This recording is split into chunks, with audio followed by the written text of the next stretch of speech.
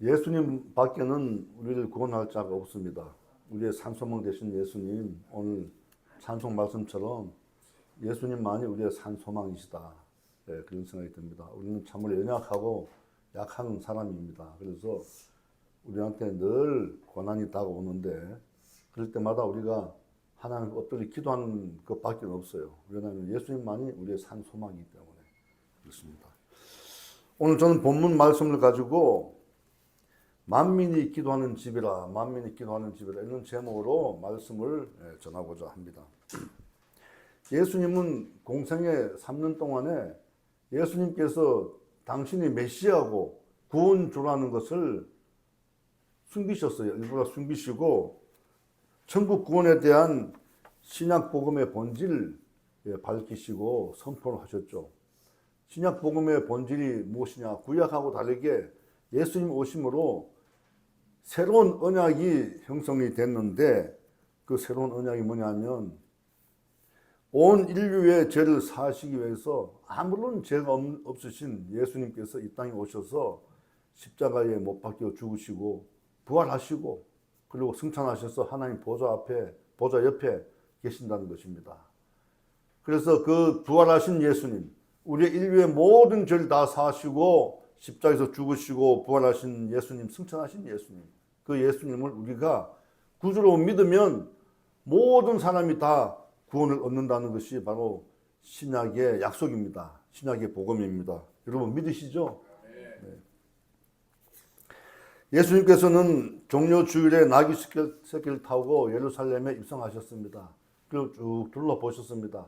예루살렘 성전이 어떻게 되어 있는지 미리 다 알고 계시지만은 예루살렘 성전에 일어나는 여러 가지 일들을 예수님께서 둘러보시고 물러가셔서 베다니에서 하룻밤 주무시고 그 다음 날 예루살렘 성전에 다시 입성을 하게 됩니다. 그런데 보니까 예루살렘 성전이 이런 말이 아닌 거예요. 성전은 하나님이 계시는 곳이고 하나님이 임재하는 곳인데 성전은 정말 너무나 예수님 보시기에 시장 바닥 같고 엉망인 것입니다. 그래서 예수님께서는 그곳에서 상을 엎으시게 됩니다. 우리가 옛말에 그 집안에 어떤 집에 동네에 가게 되면 굉장히 그 집안 윤택한 집안이 있어요. 윤택한 집안이 있고 참 그 집안 사람들이 마음이 넉넉하고 남을 도와주고 하는 이런 집안을 보게 됩니다. 동네마다 그런 사람들이 꼭 있는데 그 말은 뭐냐면 집안 일을 책임지는 부인이 집안 청소를 깨끗이 하죠. 눈이 나도록 가구를 닦고 그렇게 청소를 열심히 합니다. 그리고 또 마음이 넉넉하여서 어려운 사람들 도와줍니다. 그러니까 날로 그 집안이 복을 받아요. 복을 받고 날로 부가 부유해지게 됩니다. 그래서 우리가 그런 집안을 윤택하다 그렇게 얘기를 합니다. 예수님께서 성전에 들어가 보니까 성전은 엉망이 되어 있습니다.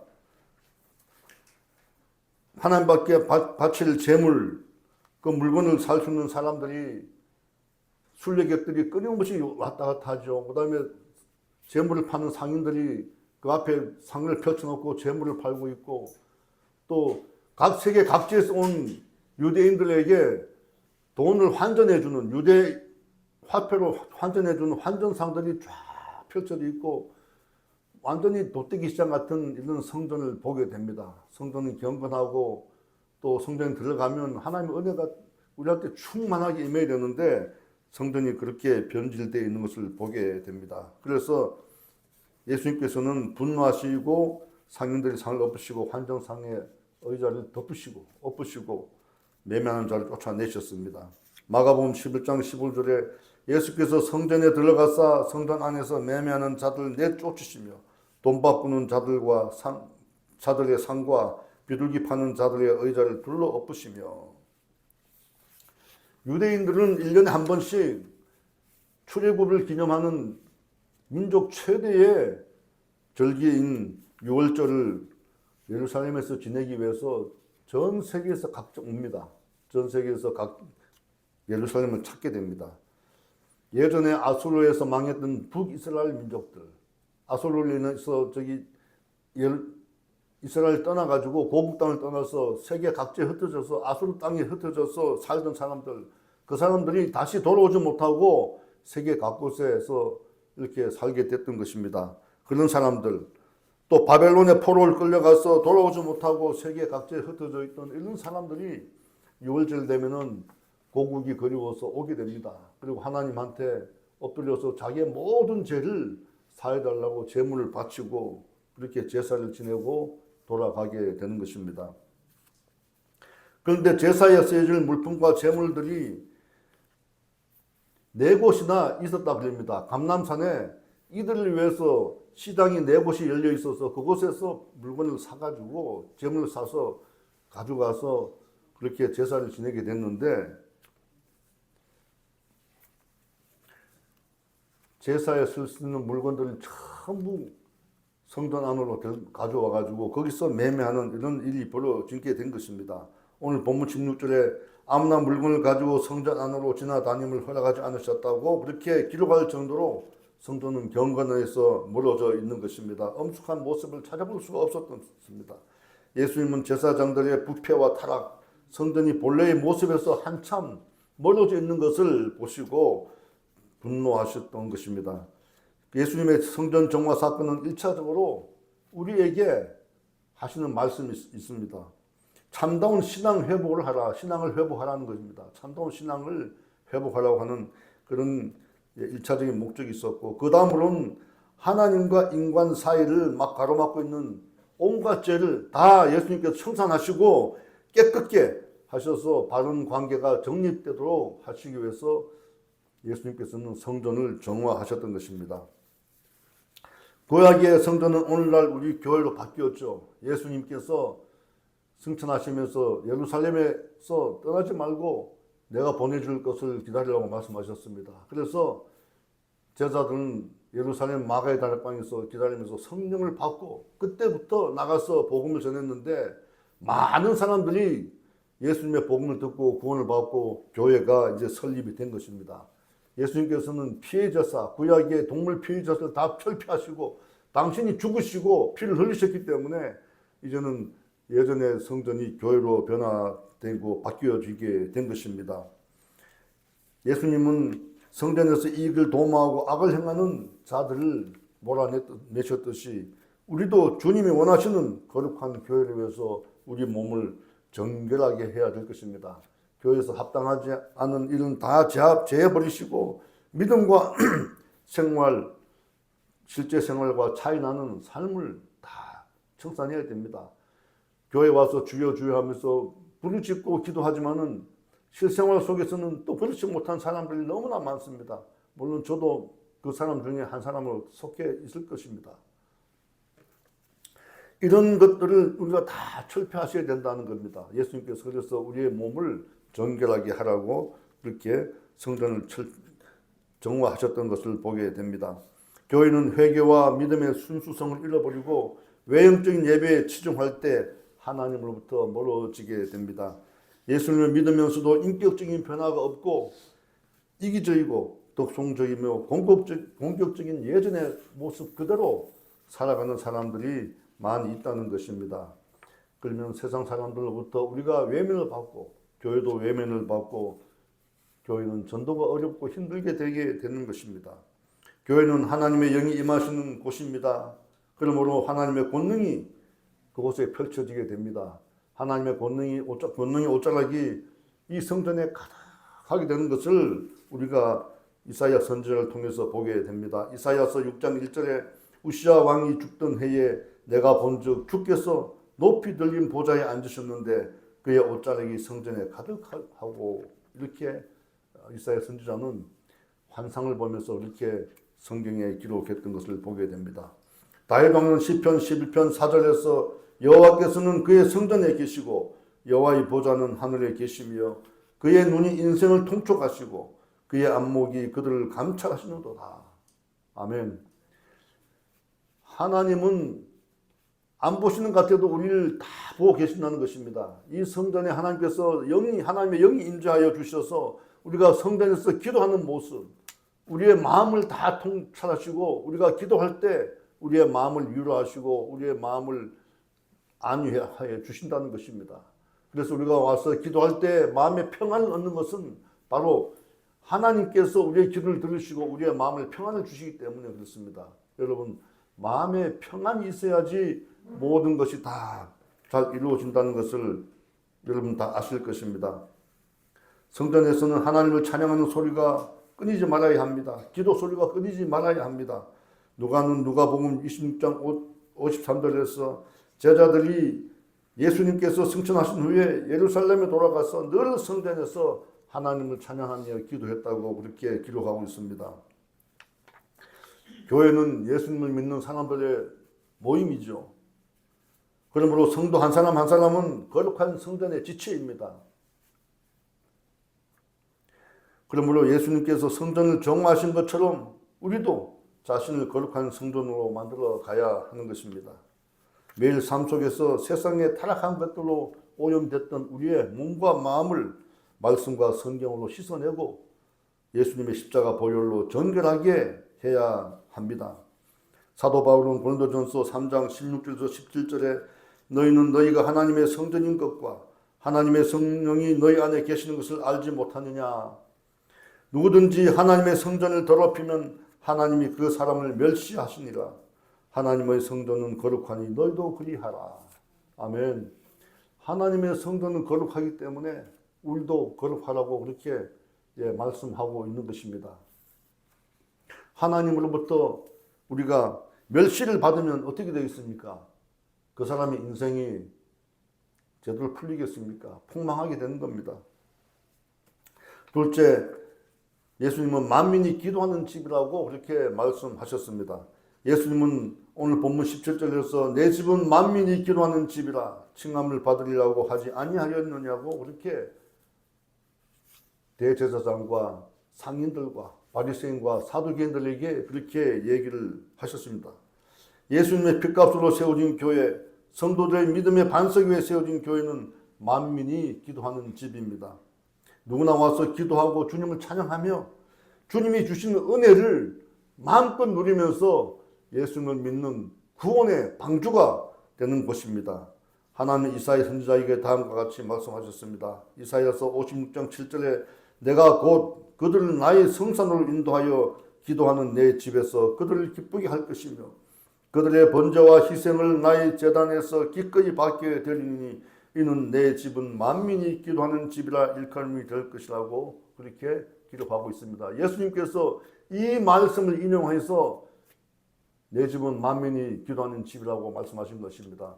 하나님의 집이 만민이 기도하는 집인데 예수님께서 내 집이라고 말씀하셨으니 예수님이 곧 하나님이신 것입니다. 하나님의 아들 독생자 예수님께서 이 땅에 오셔서 자신을 다 생명을 들여서 우리를 구원해 주셨으니 예수님의 핏값으로 세워진 교회, 이 교회는 바로 예수님의 교회가 되는 것이고 하나님의 교회가 되는 것입니다.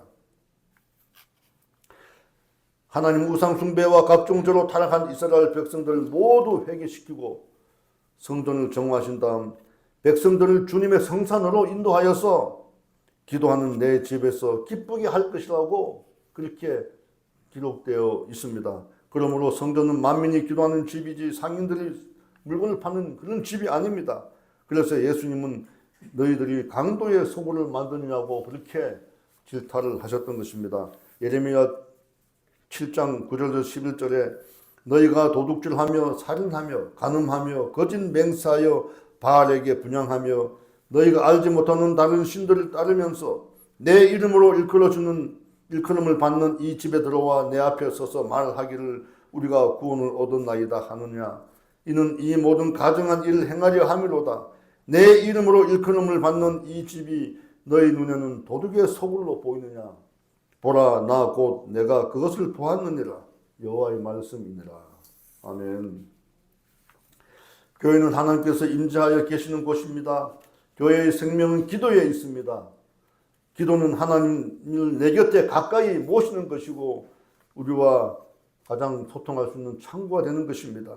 하나님을 향하여 열심을 가지는 것이 바로 기도인 것입니다. 그러므로 여러분 기도를 열심히 하면 하나님과 바로 소통하는 직통하는 것이 되고 하나님께서 하나님과 더 가까이 가게 되는 것이 되는 겁니다.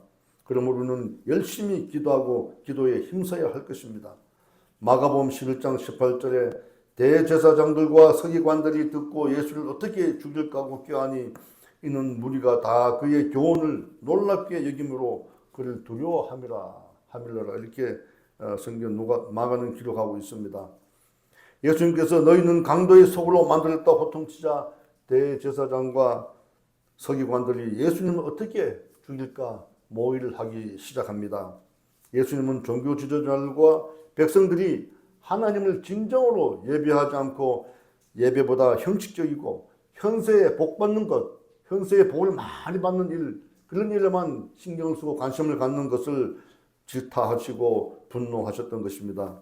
예수님 당시에 헤롯 성전, 그 당시에 있었던 것은 헤롯 성전입니다. 헤롯 대왕이 지은 성전인데 헤롯 성전에서 이방인들, 밖에서 하나님을 믿게 된 사람들, 그 다음에 디아스포라 유대인들이 오게 되면 그분들이 이방인으로 이렇게 취급이 되었습니다. 왜냐하면 이스라엘 안에 사는 사람들만 유대인들로 이렇게 취급을 받게 되고 유대인 피를 받고 있었지만은 밖에서 다른 나라에서 사는 사람들은 이방인으로 취급을 받아서 이방인들이 와서 기도할 수 있는 공간이 따로 있었습니다. 그런데 종교 지도자들이 이방인들을 매매 장소로 변질시켜서 이방인들이 기도할 수 있는 장소가 없게 되었던 것입니다. 그래서 예수님은 이들의 행포를 중단시키고 이방인들도 하나님의 은혜를 구할 수 있도록 또 받아 누릴 수 있도록 그렇게 성전을 성결하게 정화하셨던 것입니다. 여러분, 대제사장은 원래 한 명이었습니다. 한 명이었는데 로마 통치자들이 유대 민족을 잘 이렇게 통치하기 위해서 여러 사람을 대제사장으로 임명을 하게 됩니다. 그래서 대제사장의 대리 이런 식으로 여러 명이 대제사장이었습니다. 그래서 성경에서 대제사장들과 서기관들이 이렇게 기록을 하고 있는 것입니다. 대제사장들은 주로 사두개파 사람들이 맡았는데 그 사람들과 또 서기관을 주로 맡은 바리새파 사람들이 다 권력을 갖고 있었죠. 이들은 돈과 권력을 휘둘렀습니다. 자기가 갖고 있는 돈과 권력을 가지고 휘둘렀고 서로 신학적인 차이가 있어요. 왜냐하면 사두개파는 사람의 부활을 믿지 않습니다. 이건 예수님의 부활을 믿지 않는 거죠. 그런데 바리새파는 사람도 나중에 죽어서 하나님이 오실 때는 부활하신다는 그런 신학적인 그 개념을 갖고 있었습니다. 그래서 신학적인 차이가 있기 때문에 이 사람들이 굉장히 반목하고 서로 시기 질투하고 적대감을 갖고 있었습니다. 그런데 이 사람들이 예수님을 죽일까 하고 같이 힘을 합쳐서 모의했다고 그렇게 성경은 기록되어 있습니다. 왜냐하면 이 사람들이 적대적인 주 집단이지만 왜 이렇게 힘을 합쳤냐면 산헤드린 공의회의 교권을 유지하기 위해서 그렇게 힘을 합쳤던 것입니다. 그러나 예수님은 생명이 넘치시는 분이시죠. 죽음을 이기시고 극복하시고 부활하신 예수님이십니다.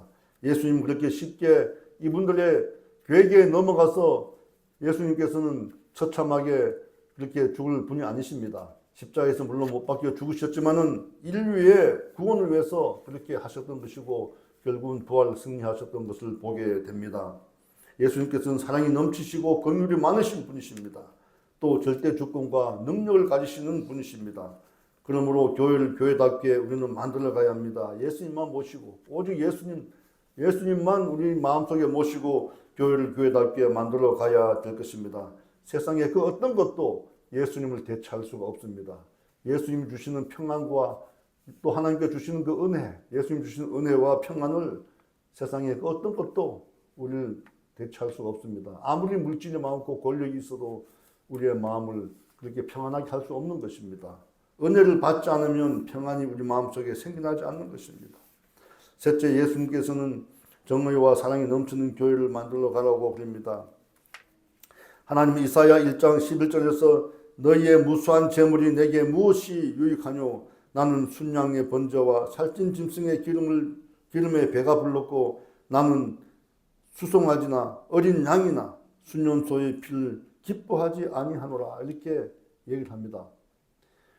그 당시나 예수님 당시나 사람들이 형식적으로 와서 제사를 받기 위해서 동물을 죽이고 피해 제사를 드렸지만은 얼마나 많은 동물들이 그 제사 때문에 희생당했겠습니다. 하나님께서 너무나 많은 그런 순양의 번제와 살찐 짐승의 기름을 받았다고 그렇게 얘기를 합니다.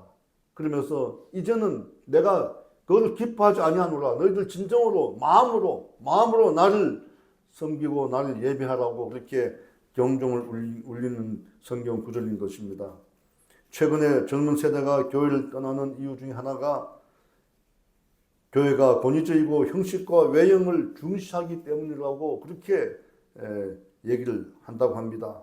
예수님께서 성전을 정화하신 것은 우리의 몸과 마음을 온전히 주님께 드리는 산 제사의 삶을 살도록 하기 위해서 그렇게 하셨습니다. 사랑을 실천하고 정의를 행하도록 하기 위한 것입니다.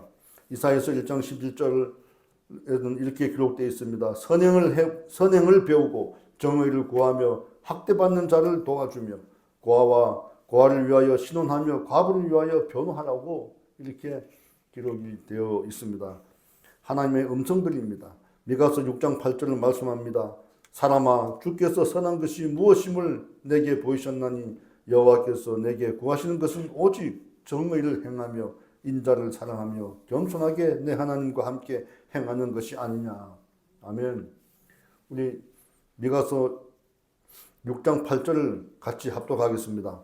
사람아 주께서 선한 것이 무엇임을 내게 보이셨나니 여호와께서 내게 구하시는 것은 오직 정의를 행하며 인자를 사랑하며 겸손하게 내 하나님과 함께 행하는 것이 아니냐. 아멘. 여러분, 정의가 무엇입니까? 하나님의 법대로 사는 것입니다. 가난한 사람, 힘든 사람, 고아, 과부, 그리고 이방인들, 이런 사람들을 압제하지 않고 그 사람들에게 대접하고 도우라는 것입니다. 그러나 예수님 당시에 대제사장, 사두개인들, 바리새인들이 어떻게 했습니까? 그들을 압제하고 그렇게 한 것이죠. 하나님은 이사야서 29장 13절에서 또 말씀하십니다. 이 백성이 입으로는 나를 가까이 하며 입술로 나를 공경하나 그들의 마음은 내게서 멀리 떠났나니 그들이 나를 경외함은 사람의 계명으로 가르침을 받았을 뿐이라고 그렇게 말씀을 하고 있습니다. 하나님은 형식적인 예배에 치우쳐 있는 교회를 향해 오늘 또 말씀하십니다. 아모스 5장 24절입니다. 오직 정의를 물같이 공의를 말리지 않는 강같이 흐르게 할지니라. 아멘.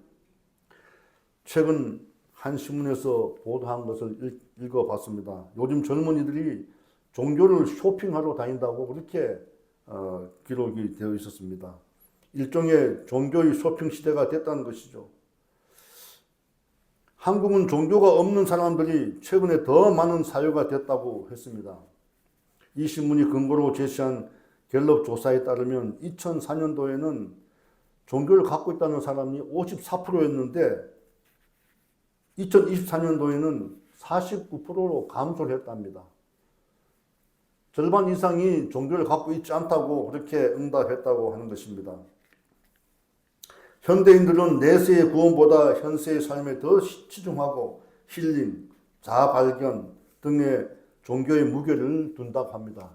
영적 구원과 자신의 구원에 대해서는 관심이 없고 오직 자기가 현세의 삶에서 힐링하고 자아 발견하는 데 무게를 둔다고 합니다. 증상에 따라서 이 병원 저 병을 찾아다니는 의료 쇼핑같이 입맛에 맞는 종교를 따라서 이곳저곳 다니는 그런 종교 쇼핑의 시대가 됐다고 그렇게 기록하고 있습니다. 미국의 종교학자 피터 버그는 현대 사회에서 종교단체는 공급자, 개인은 소비자가 되어 아예 영성은 배제하고 실용적 기능이나 라이프 스타일만 취하는 종교단체, 종교인들이 늘고 있다고 그렇게 분석을 했습니다. 예수님은 형식적인 구약의 성전 제사를 다 폐하셨습니다. 형식적인 제사를 다 폐하셨습니다. 그리고 십자가에서 피 흘려 희생하심으로 단번에 인간의 모든 죄를 다 사시게 된 겁니다. 죽음과 저주에서 우리를 구원하여 주셨습니다. 그 은혜가 우리한테 있을 때 우리는 우리 스스로 세상과 구별된 삶을 살게 될 것입니다. 하나님이 주시는 그 놀라운 사랑을 우리는 이웃을 통해서 베풀 수가 있게 될 것입니다. 그러므로 예수님의 구원을 위한 피의 공로를 다음 세대에다 우리 알려줘야 됩니다. 이렇게 믿지 않는 다음 세대가 많은데 그들에게 예수님의 피의 공로를 우리가 알려줘야 될 것입니다. 무엇이 진리인지, 무엇이 삶을 바른 방향으로 이끌고 가는 것인지 늘 젊은 세대와 대화하고 그들을 설득하고 또 이해시키고 가르쳐야 하는 것입니다. 공동체의 평화를 위해서 죽음 뒤에 오는 천국 구원을 그들이 알 수 있도록 우리가 가르쳐야 되는 것입니다.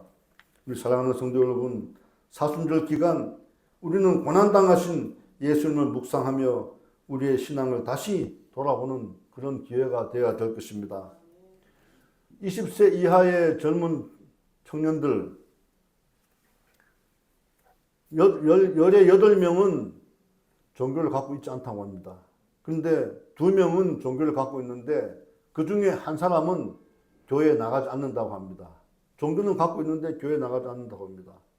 20세 이하의 젊은 사람들이 교회를 떠나고 교회 학교가 사라지는 이런 현상을 우리가 겪게 되는 것입니다. 이것이 다 모두가 우리 믿음의 선배로 가는 우리 모두의 잘못임을 우리가 깨달아야 할 것입니다.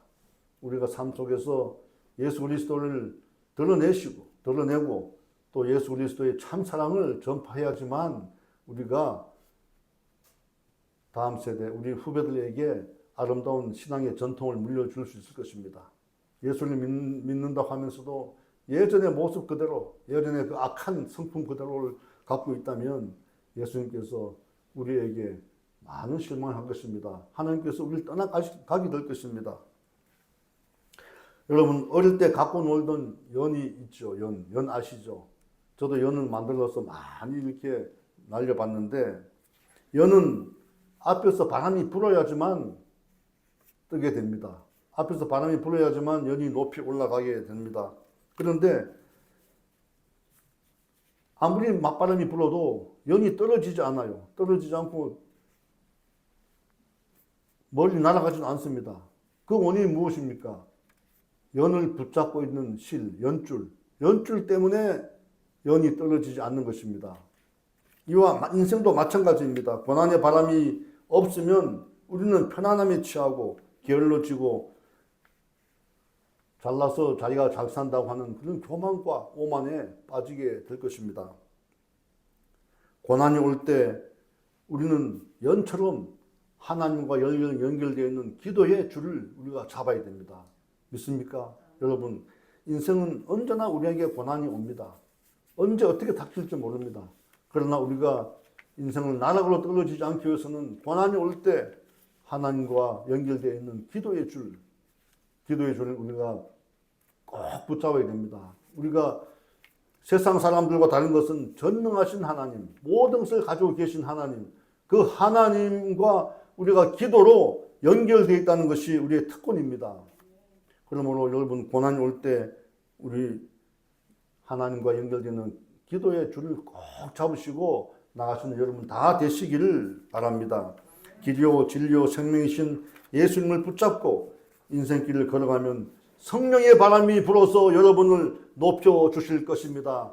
길이요 진리요 생명이신 예수님을 붙잡고 인생길을 걸어가는 여러분 다 되시기를 예수님의 이름으로 축복합니다. 축복합니다. 우리 모두 찬송가 38장 예수 우리 왕이여를 부르도록 하겠습니다.